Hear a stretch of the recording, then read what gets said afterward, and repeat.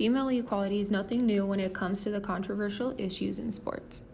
It seems like females have been battling for equal rights in the world one way or another since the 60s. In reality, the fight has been going on since a convention in New York in 1848 when Elizabeth Cady Stanton, a mother of four from upstate New York, and the Quaker abolitionist Lucretia Mott gathered. There was about 100 people in attendance, 2/3 were women. Stanton drafted a declaration of sentiments, grievances, and resolutions that reiterated the preamble of the Declaration of Independence. We hold these truths to be self-evident that all men and women are created equal. Among the 13 resolutions set forth in Stanton's declaration was the goal of achieving the sacred right of franchise. Since then, we have seen many strives for equality. Like in the 1900s, every state had passed legislation granting married women the right to keep their own wages and to own property in their own name.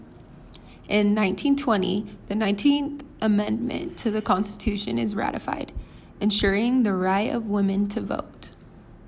In 1963, the Equal Pay Act is passed by Congress, promising equitable wages for the same work, regardless of the race, color, religion, national origin, or sex of the worker. In 1975, the Supreme Court denies states the right to exclude women from juries. In 1983, Dr. Sally K. Ride becomes the first American woman to be sent into space. In 2008, Alaska Governor Sarah Palin becomes the first woman to run for vice president on the Republican ticket. Hillary Clinton loses the Democratic nomination to Barack Obama. In 2013, the ban against women in military combat positions is removed, overturning a 1994 Pentagon decision restricting women from combat roles. But those things are not enough and will never be enough until we are completely equal to our male counterparts, and that does not exclude sports. In sports, there's no doubt that there's been a strive for equality, but not at a fast enough rate. In 1967, women weren't officially allowed to enter the Boston Marathon because experts claimed that distance running was damaging to women's health and femininity. So, Kathrine Switzer entered that year as KV Switzer to hide her gender. 2 miles in, an official tried to eject her from the course. She finished anyway, becoming the first woman to complete the race as an official participant. Women were officially allowed to enter the race in 1972, and women's marathoning joined the Olympics in 1984. The year 1973 was a big one for Billie Jean King, the trailblazing tennis star. She founded the Women's Tennis Association. She led a movement for female players to earn equal prize money in tournaments that featured players of both sexes. She epitomized her crusade for gender equality when she easily beat Bobby Riggs in a battle of sexes. King went on to receive the Presidential Medal of Freedom in 2009 for her work championing the rights of women and gay people. She is considered to be one of the most important athletes of the 20th century. King once said, "Everyone thinks women should be thrilled when we get crumbs. I want women to have the cake, the icing, and the cherry on top, too."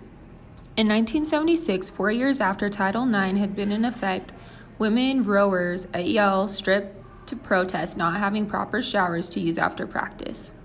In 2017, after pressure from the tennis great Venus Williams and others, Wimbledon announced that women's tennis players would receive prize money equal to the men's. In 2017, Ada Hegerberg, a 23-year-old Norwegian, was recognized as the best female soccer player in the world last year when she became the first person to win the women's Ballon d'Or, a prestigious individual honor in soccer that had previously been reserved for men. Despite the big award, she has decided not to play on the biggest stage of all, the Women's World Cup in France that year. Hegerberg quit the Norwegian national team in 2017 in protest of what she said was a lack of support for women's soccer in her home country. In more recent times, we have seen WNBA players speak up about pay disparities. The NBA is a multi-billion-dollar industry where men make millions, What's mind-blowing is the minimum starting salary for men is 8 times what the average WNBA player makes. So it was not surprising that players have been speaking up and using their platforms on social media and on the television.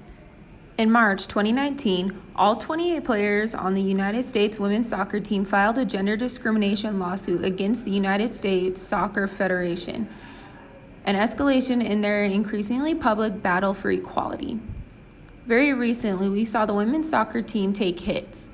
The team dominated and took the World Cup. What was sickening about it was how the world reacted. Social media and news weren't just reporting about their scoring margins, but the way they won.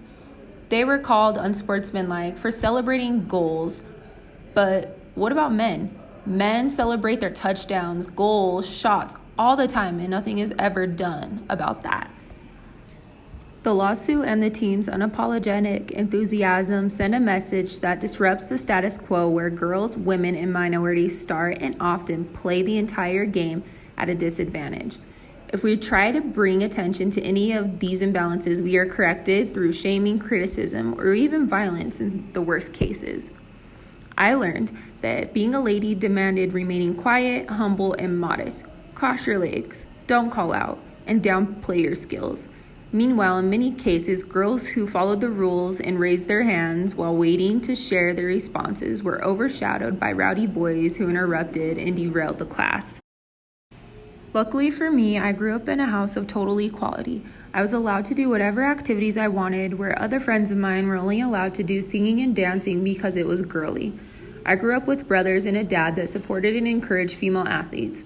They would bring me to the gym to scrimmage against the boys. Many times, people wouldn't want me to play or would refuse to put me on their team or guard me because I was a girl. My brothers and dad were always in my corner, telling me to steal the ball from the boys or attack them on drives. I even got into many arguments at the gym with males, and my brothers would always have my back. As I got older, many guys in the basketball community saw that I was working just as hard as them and grinding just like they were in the sport. That they started to treat me the same as my brothers did, like an athlete. Many college and pro male hoopers respect and uplift female athletes because they understand and know the grind.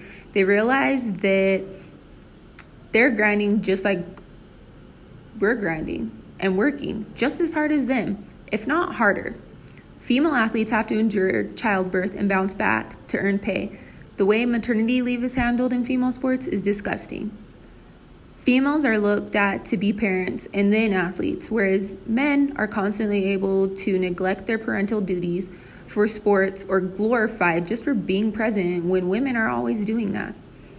We are judged by our appearances and how we conduct ourselves when males that cheat on their wives or do something that should be considered disrespectful are just overlooked.